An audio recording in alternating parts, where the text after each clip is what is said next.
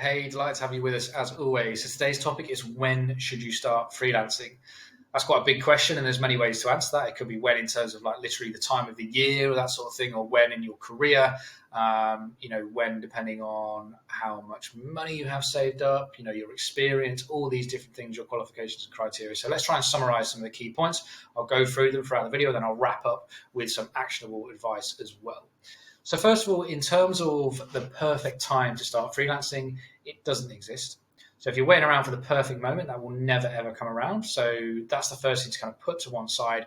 You can't think about it like that. You have to just think, what is the right time for you, and then go ahead and do it. It will never be perfect, but there can be better and worse times to do so.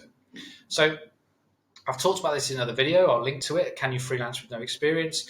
I'll go into more detail in the video if you're interested in that topic, but in essence, I say no.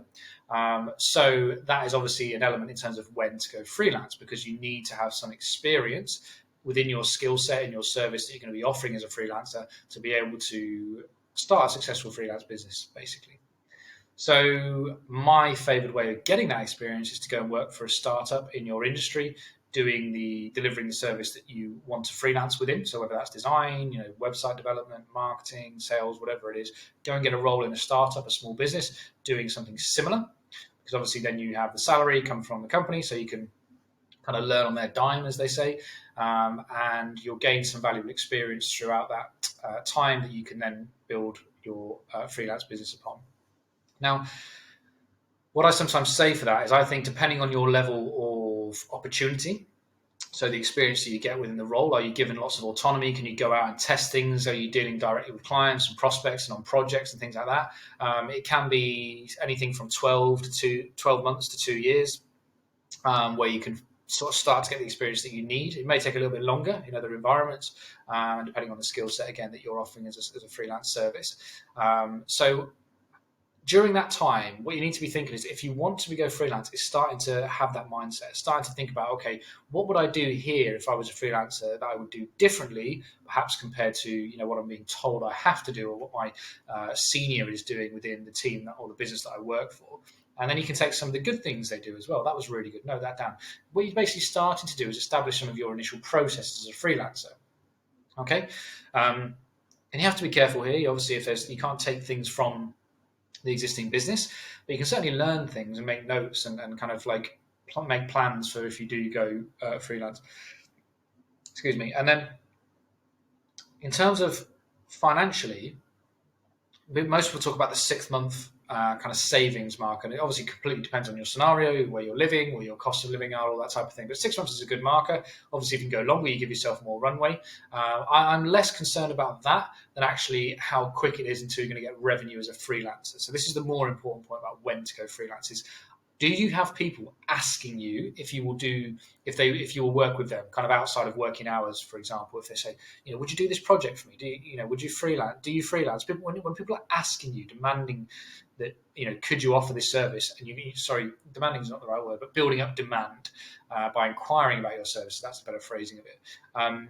Then you'll start to know, okay, I'm onto something here.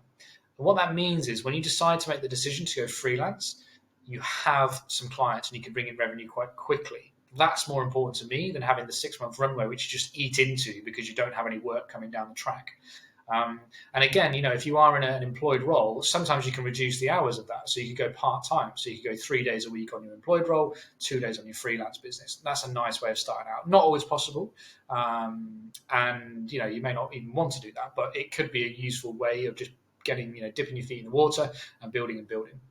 So that's a really good time in terms of an identifier of the timing of when you should go freelance, if you're starting to get inquiries for your service. Or if you were to promote your service and say, right, I've gone freelance, this is my service, that you would have a client base very quickly to get started with. Because from there, you can then build the foundation of your freelance business.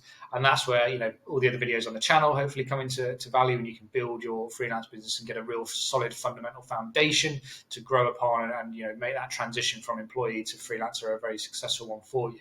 So that's more important time-wise. For those of you who may be interested time-wise in terms of the calendar year, I think there's very little in that, to be honest.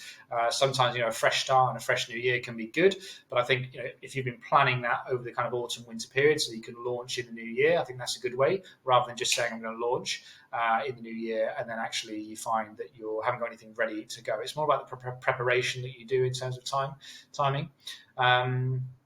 And in terms of other things about timing, obviously you can refer to things like age. Again, I think that's kind of completely irrelevant, to be honest. It's more about the skills, experience, and that demand, as I say, for your freelance service that really are the fundamental decisive factors in when you should go freelance. Hope that was useful as always. Please subscribe to the channel if you're not. We're putting out content every weekday on First Year Freelancing. And as always, any comments, feel free to let me know.